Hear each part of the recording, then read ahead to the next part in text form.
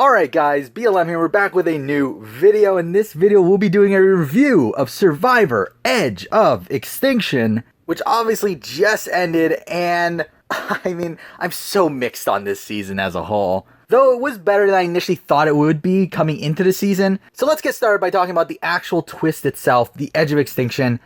Obviously, I hate it. I don't like it. From a gameplay perspective, I really hate the idea of people coming back into the game, especially late into the merge. And after what happened in the finale, to be honest, my opinion of it has gone down even more. Just the fact that someone could come in at the final 6 and only go through 2 real votes and then a fire-making challenge and get to the end of the game, despite being one of the first people voted out, is completely ridiculous to me. However, as part of the TV show, I liked it for the most part. I thought for the pre-merge it was really fun. We got to see a lot of Reem, a lot of Keith, but by the end of the game, I just thought it got boring and really pointless, and it wasn't until the finale that it really started to matter, and I just feel like it took up screen time that didn't really need to be taken up. I also don't like the idea of only one competition determining everything. I like the idea of Redemption Island more, to be honest. I like the idea of this sort of like tournament where like there's one-on-one battles every week. I like that more, even though it takes up more screen time.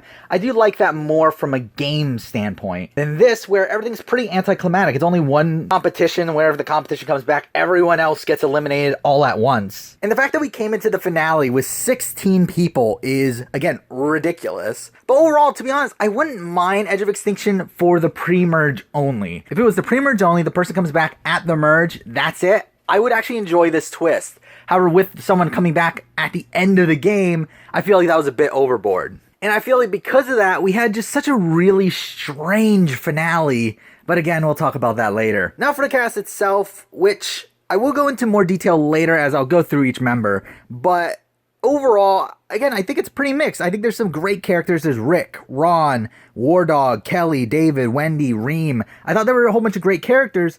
But then we also had, like, Gavin, Joe, Julia, and Eric, who I just thought were pretty boring on TV. Mind you, in the Ponderosa videos that came out afterwards, I thought Julia and Eric were a lot more entertaining in those. But I don't feel like they really translated well to confessionals within the actual game. And also, while I don't love this being a mixed season where there were 4 returnees coming into the season, I did think that they picked the right 4. I feel like Kelly and David were locks. I feel like you had to have them back here. I feel like Aubrey was someone I didn't need to have back, but I wasn't upset that she was back. To be honest, I was more just surprised.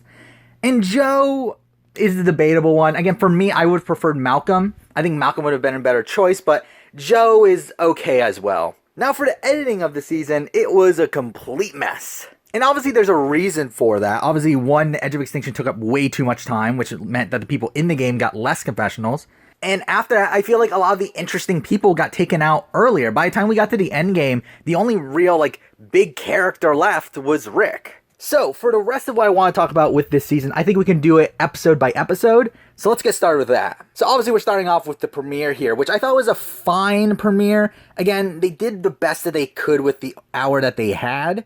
We had Ron finding the advantage menu, which I thought was an interesting twist. I feel like it's a more interesting version of what Debbie had in Game Changers, where obviously he gets to pick out these different advantages. Though it's a shame that it expired so soon and that it never really had much of an impact. And then we got Reem as the first boot, which is your pretty traditional first boot. But then we get the Edge of Extinction reveal, which I thought was really fun. I thought that was probably one of the best scenes in the entire season, to be honest.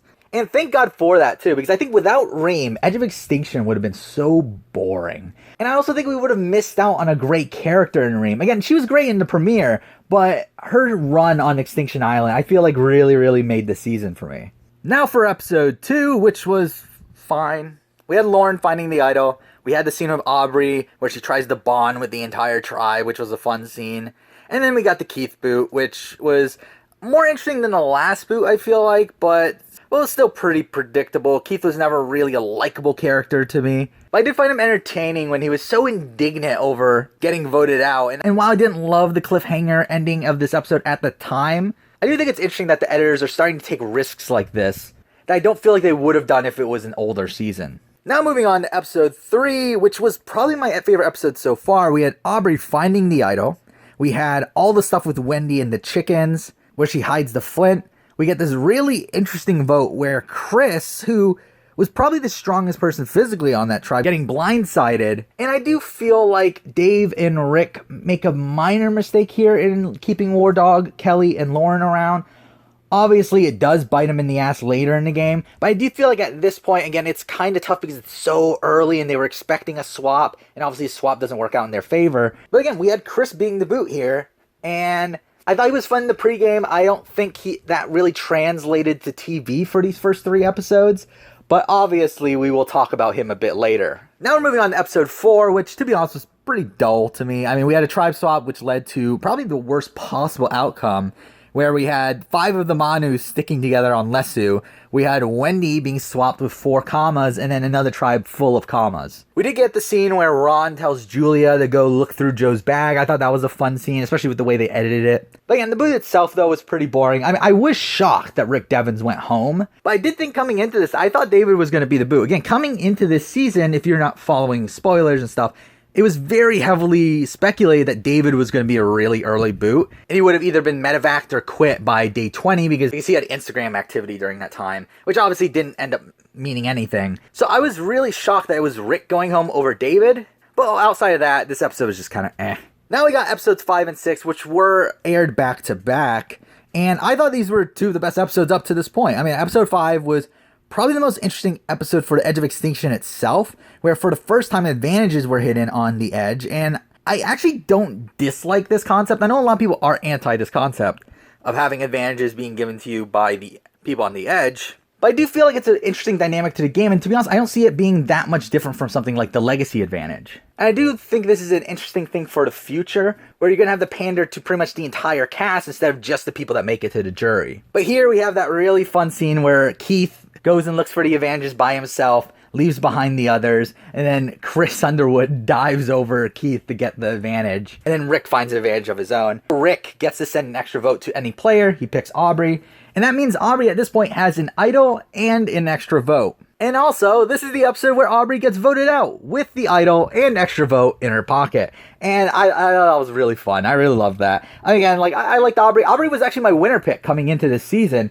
This is actually probably the earliest any winner pick I've made has gone out, but at least it was a fun boot. But for Aubrey herself, I do feel like this run, to be honest, even though it was shorter, it's probably more memorable than her Game Changers run. And while it's mostly for negative things, again, it's a lot of her being seen making strategic mistakes, social mistakes, not playing her idols, whatever, I do feel like this is a more interesting run to me. Now for episode 6, which had another advantage hunt on the Edge, which was also fun because it led to Reem and Chris having a fight, and that was a really fun. Anything with Reem is fantastic. Also in this episode, we had Kelly finding her idol, and then we also had the double tribal council where both Lesu and Manu went to tribal together to vote out one person, just like in Game Changers. And for me, this came out of left field. I was not expecting this twist to come back, especially for a non-all-star season, but I was actually pretty happy it did. I like this twist, especially after a swap, where I feel like there's just so many different things that could happen here. And yes, it kind of screws over one person, but more than likely, the person that gets voted out here would either be an early merge boot anyway, or someone who just no one cares about and drags to the end and they can't win. So I have no problem with the double tribal twist.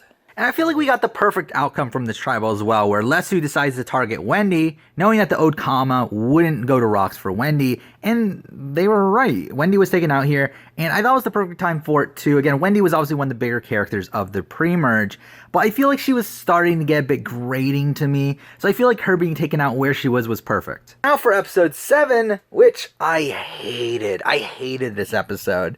I mean, this is the merge episode. We also have the reveal of the Edge of Extinction, which it was funny that Jeff Probst was just hyping this up to be, one of the best moments ever, and then, no one really cared. It was just extremely anticlimactic, but I was really happy that Rick Devens won the challenge. I was expecting Chris to win due to a certain spoiler that came out, where Chris posted on somewhere on social media, I don't remember exactly where, but he was wearing a red buff, which is obviously the merge buff, and considering they don't give buffs out to people unless you were on those respective tribes, that more than likely meant he was coming back at the merge at some point, which obviously, again, we'll talk about later.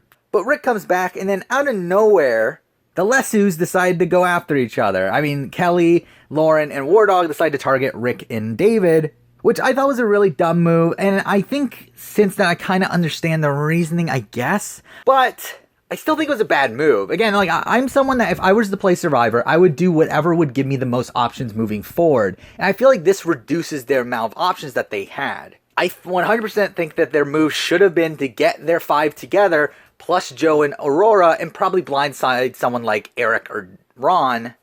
But obviously that didn't happen. Instead, they were tricked into voting all different ways, while the Comma 6 were able to get their votes together and put them on Joe. Joe gets voted out. And he brought nothing to the season. And I feel bad saying this because, to be honest, I feel like Joe could bring something to the season. The problem is that now he's looked at as such a massive threat that I don't think anyone's going to allow him to move forward. Which is a shame because, to be honest, if I was on Survivor, I would 100% align with Joe. Now, would I take him out towards the end game? Probably. But I would take him pretty far. I wouldn't really fear Joe winning out until the very end. Again, I could be completely wrong and look like an ass by the end of it and lose to Joe at a final tribal council or something like that. But if I was on Survivor, again, I would align with Joe. That would be my thought process. But again, obviously that didn't happen here. I think a lot of this came from this coming from right after Ghost Island, where they just saw Wendell and Dominic completely dominate the game and no one go against them. So I feel like in this season they were overcorrecting that by voting out each threat as they came, which allowed the endgame to be filled with people who played very under the radar games. Now for episode 8, which is another one I didn't really care for. I felt like the storytelling in this episode was all over the place. All of a sudden we're being shown that Ron and Eric are this powerful dynamic duo, which was never shown up to this point. And this is where the edit just completely ignores the Eric and Gavin relationship that is set up for the previous episodes. I mean, this is also the episode though where we get that really fun scene of Rick where he's turning down the alliance from War Dog, and War Dog just looks so shocked during it. It's a really great scene. Even though it was obviously a really bad move from Rick to again limit his options in the future. But it didn't end up mattering as War Dog was able to pick up Julia, Gavin, and Victoria, and they blindsided Eric, who was someone that I thought was a big contender coming into the season, but I felt like he just went out in a whimper and really he's just kind of forgettable at this point. And to be honest, he just wasn't that interesting on the show. Again, Ponderosa, he's a lunatic. On the actual show, he just wasn't super dynamic. Now we're moving on to episode 9, where the first half was fine, but it's really the second half that obviously people are going to be talking about, which the entire second half was that tribal council. This was all within one day. This was supposed to be the first part of a double boot episode, but because obviously this tribal was so chaotic, they had to make this its own episode. And this was great. Again, we got the tribal council, we got the passengers and pilots thing from Rick. Then we got all the chaos, people going all over the place, king deals and everything. I thought this was going to be a tribal council for the ages, and it was setting up to be, but then it ended up being kind of a whimper when Julia went home in an almost unanimous vote. Oh yeah, I forgot to talk about this. Rick and David had an idol. I forgot to talk about that. Yeah, Rick had an idol from coming back from Extinction. That was a twist as well, where the person coming back from Extinction got an automatic half idol that they had to share with someone else, and it would become active after one round. I don't hate this twist at the merge. I think when they did it with Rick Devens, I thought it was fine. I thought it was okay. Because at that point, it's only really a bargaining chip. And also, you're so far out from the end of the game that it shouldn't really matter here.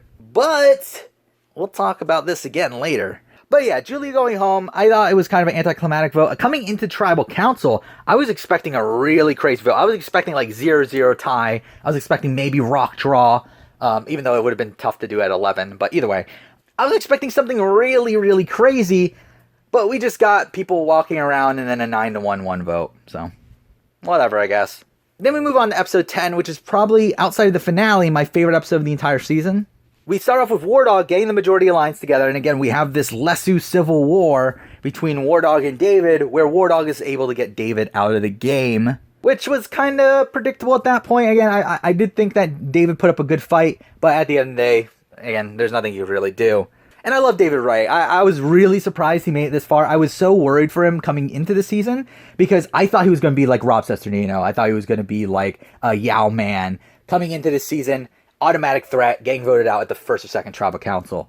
Instead, he made it to the merge. He made it to the final 10. I thought that was pretty good for David. But then we get to the next round where Rick gets an advantage from Extinction Island from David that allows him to get an advantage in the immunity challenge, and Rick wins immunity, his first immunity challenge win. Out of 4, which was surprising that out of all the people, he's the one that become the challenge beast of the season, but whatever. But this is where we get War Dog's big move, where he picks up Rick, Aurora, Victoria, and Ron, and is able to blindside Kelly Wentworth with an idol in her pocket in a 5-4 vote, which was amazing. I think this was probably the best vote result of the entire season. This is probably the most interesting one to me, especially because, again, I do follow spoilers, and Kelly Wentworth was looked at as guaranteed final 3.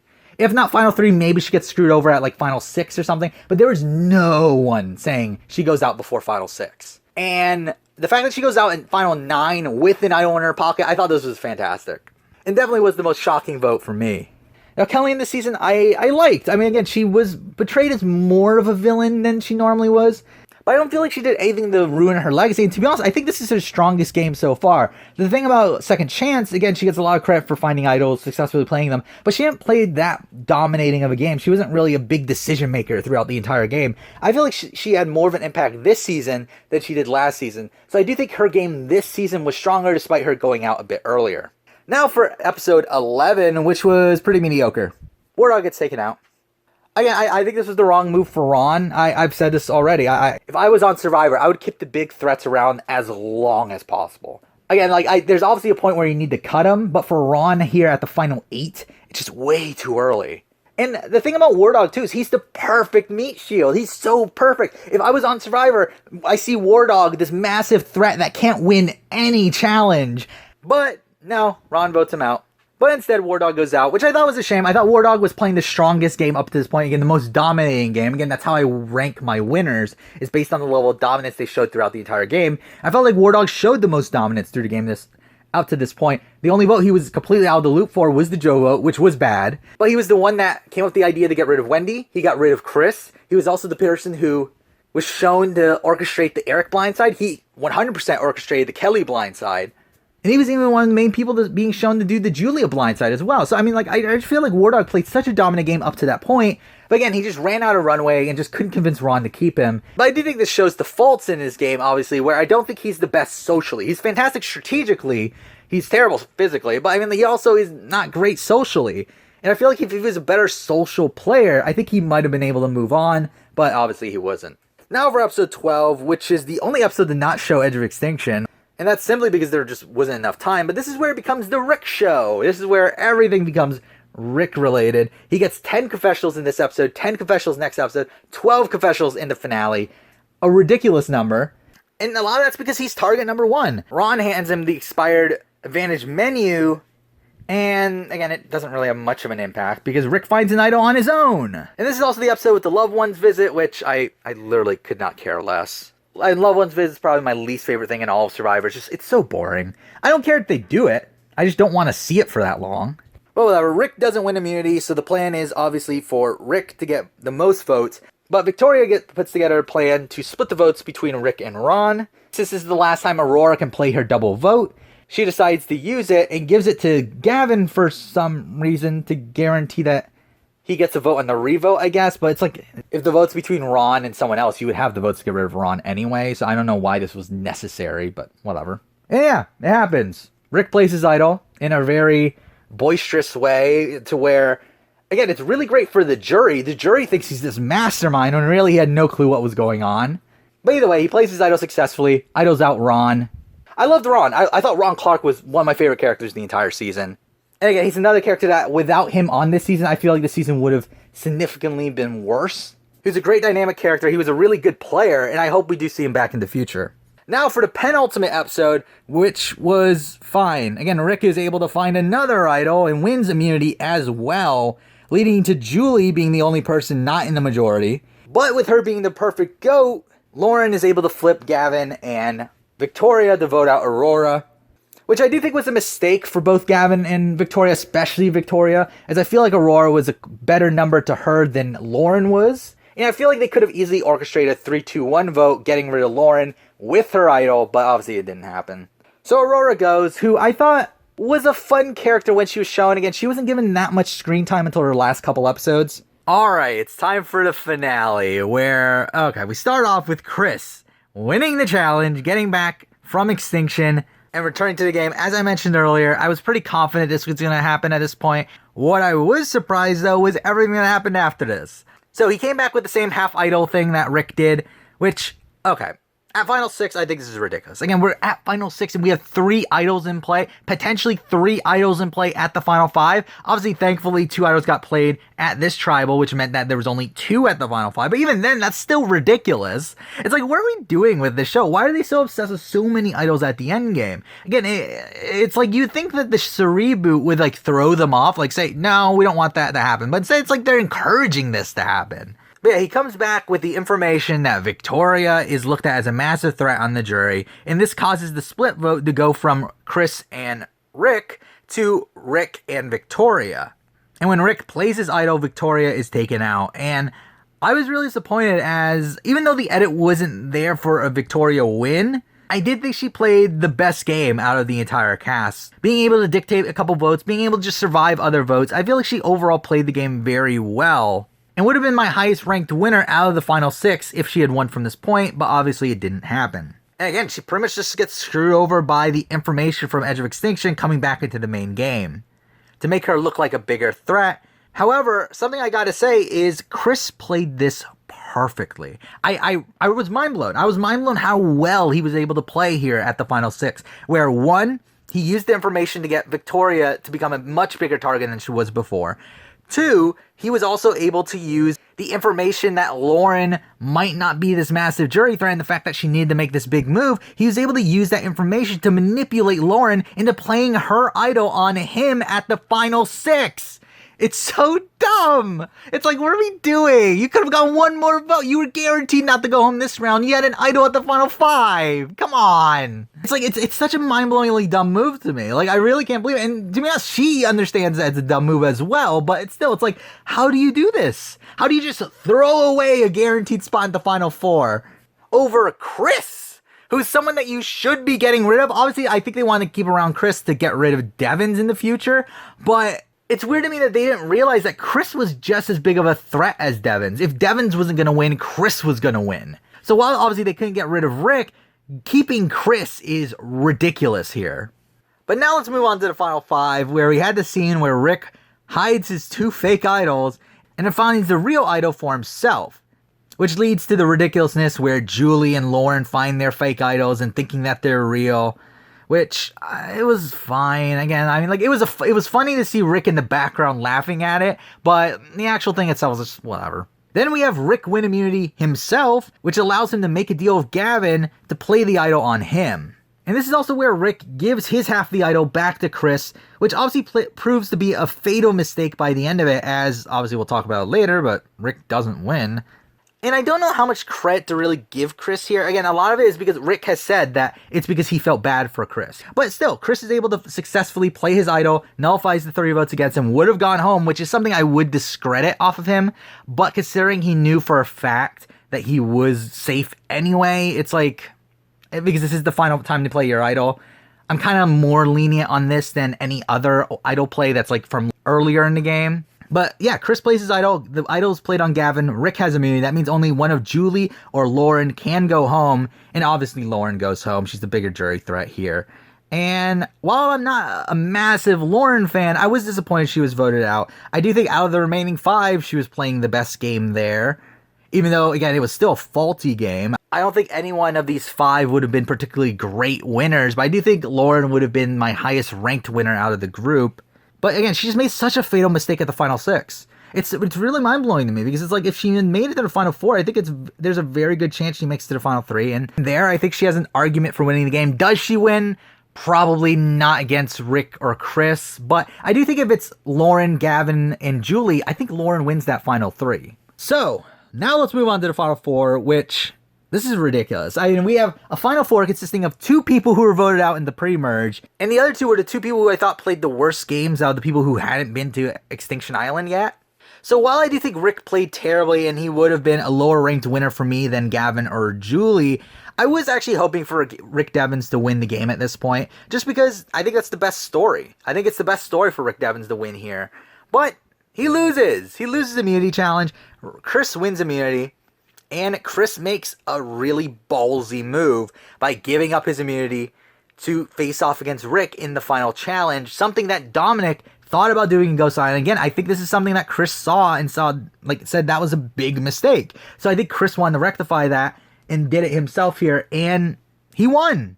He won the challenge, and I think you got to give kudos to him. That's a really ballsy move. Now, is it something I would do? Probably not. But it was a really ballsy move. If Rick had won that fire making challenge, he more than likely loses to Rick. So I do think it's very impressive that he was able to take the chance on that. And again, I think a lot of that has to do with him already having gone to Extinction, him getting this second chance, and at that point, you need to go all out if you want to win. And something I found really weird is that obviously, like, the actual Survivor audience, the online audience, I should say, is very mixed on Rick Devens. There's people that love him, people that hate him. But something I don't get about the people that hate him is that they were rooting for Chris over Rick. Again, when their biggest criticisms of Rick is that he played a terrible game, it's like, Chris was gone for 27 days.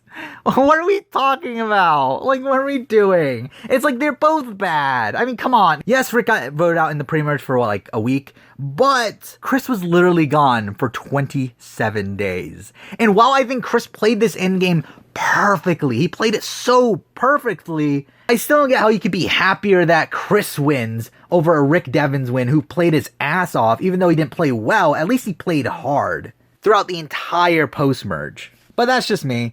Overall, Rick Devens, I think he's a great character. I think he's a mediocre player. Again, I think he has the ability to play very well, but wasn't able to manage his threat level, and because of that, had to play a pretty scrappy game of immunity wins and idols. That is a game that I don't personally respect, but still impressive nonetheless. So here we go, the final three of Chris, Julie, and Gavin, which was literally my worst case scenario for this season. But I actually thought it turned out okay. Again, this entire finale, it's the biggest clusterfuck of a finale in the history of Survivor, but I enjoyed it so much. I thought this was one of the best finales in a while. The entire finale for me was really unpredictable. I was thinking Rick might win by the final four. Again, I came into the episode thinking Rick had no shot. A lot of it being because they kept on talking about, oh, the most unpredictable finale ever. But it's like, but Rick Devens really just had the winner's edit, but he didn't win. And I really love this final tribal. They all performed pretty well, too. Even though they all had their missteps, I think they all performed pretty well. Now, I think I pretty much talked about Chris's game over this recap, but let's talk about Julie and Gavin. Now, I personally, if I was at this final tribal council, I would have voted for Gavin. But to be honest, I would not have been super happy about it. Now, a lot of people are talking about, oh, Gavin was robbed. Gavin played such a great game. It's like, in my opinion, he played a pretty mediocre game. Now, as a winner, where would I rank him? If he had won, I would have ranked him probably lower middle tier. Like, my biggest problem with Gavin is that he's such a passive player, and he's never shown to actually be making any moves. Instead, what he's doing is taking instructions from other people and then executing their moves. And while that's a game I respect more than Julie and Chris's game, it's not really a game I respect too much in the grand scheme of things. And let's just go through the entirety of Gavin's game. Let's just do it. We start with the pre-merge. Again, he was in the majority lines throughout the entire time. Never really was in danger, so that's fine. Joe vote, that was shown to be Ron's idea. Really had nothing to do with Gavin outside of him just being in the alliance. So there's that. Final 12, you could consider this Eric boot being this massive move for him, but he didn't want it to happen. He said that he wanted Ron to go home, but he just couldn't convince the Kelly Wentworth group and also Julie and Victoria to go for Ron over Eric, so that's why Eric goes home, which again, I think is a massive mistake for him, because again, it limits his possibilities for the future. Eric was somebody who thought he was in a really close alliance with Gavin, meaning that if he survived later into the game, Gavin could have used him as a number for certain moves. Instead, this really limits Gavin's game in the future, which again, I was not a big fan of. And then we move on to the final 11, where Gavin gets pissed off because they're targeting Kelly, when, again, he couldn't get what he wanted to get done. He wanted to get rid of David, he just couldn't convince them. And then also added to the fact, by the time we get to tribal, everything gets jumbled around. And yes, he does vote out Julia, who does go home, but it's not like that was a great move for him either. That's not like it was great for his game, and it's not like it's something that he wanted. Then we move on to final 10, where I will give him credit for this. Again, him being able to survive the final 10 vote without even being mentioned as a target, that's fine.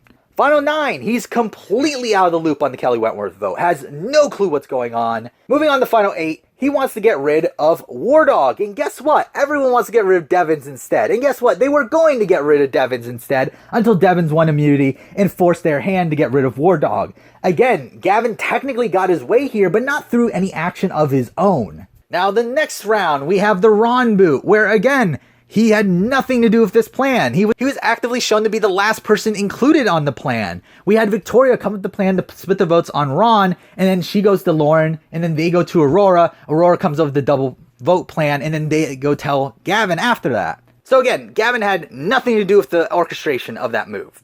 Now to the Aurora boot, where again, it's Lauren coming up with the plan to get rid of Aurora, going to Gavin, where Gavin says, okay. And then they get rid of Aurora, which I don't think is particularly good for his game because it gives Lauren more options, which means that there's more options that don't include him. Then we get to the Victoria boot, which on the show is presented as if Gavin had nothing to do with it. However, it does turn out later on that I guess he was in on the plan, but again, he still wasn't the one that orchestrated this plan. And even then, I don't think it's the right move for Gavin to get rid of Victoria at this point. Victoria is someone who would take him to the end, someone who does want to go farther into the game with him, compared to someone like Chris, where it's like, Chris is gonna beat you at the end.